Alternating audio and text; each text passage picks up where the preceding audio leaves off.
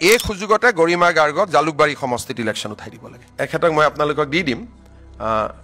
এখেতে ৰাতিপুৱাৰ পৰা তেওঁ চিঞৰি আছে যে এইটো সুযোগতে গৰিমা গাৰ্গক জালুকবাৰী সমষ্টিত ইলেকশ্যন উঠাই দিব লাগে। এওঁতো কেতিয়াও জুবিনৰ গান শুনা নাই, কাৰণ ইছলাম ধৰ্মৰ নিয়মতে মৌলবীসকলে গান শুনিবই নোৱাৰে। আপোনালোকে যদি তেওঁলোকে এণ্টাৰটেইনমেণ্টত যাব নোৱাৰে।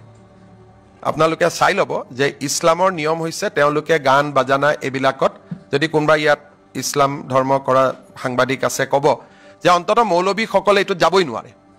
এইটো তেওঁলোকৰ নিয়ম। যেনেকৈ পাৰফিউম, যদি ৱাইন মিক্স থকা পাৰফিউম সেইটো তেওঁলোকে ল'ব নোৱাৰে, সেইকাৰণে তেওঁলোকে আঁতৰ লয়। এইটো নিয়ম, এইটো ইছলামৰ ৰুলবিলাক বহুত নিয়ম হয়। মই এইটো ভিডিঅ' আপোনালোকক পিজুছে দি দিব। ৰাতিপুৱা চাই চাই মই হাঁহি আছোঁ।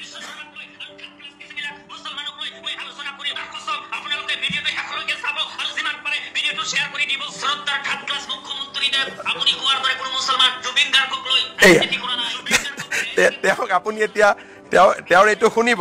লাষ্টত গৈ গৈ তেওঁ কৈছে যে এইটোৱে সুযোগ জালুকবাৰী সমষ্টিত হেৰি উঠাই দিব লাগে, গৰিমা গাৰ্গক ইলেকশ্যন উঠাব লাগে।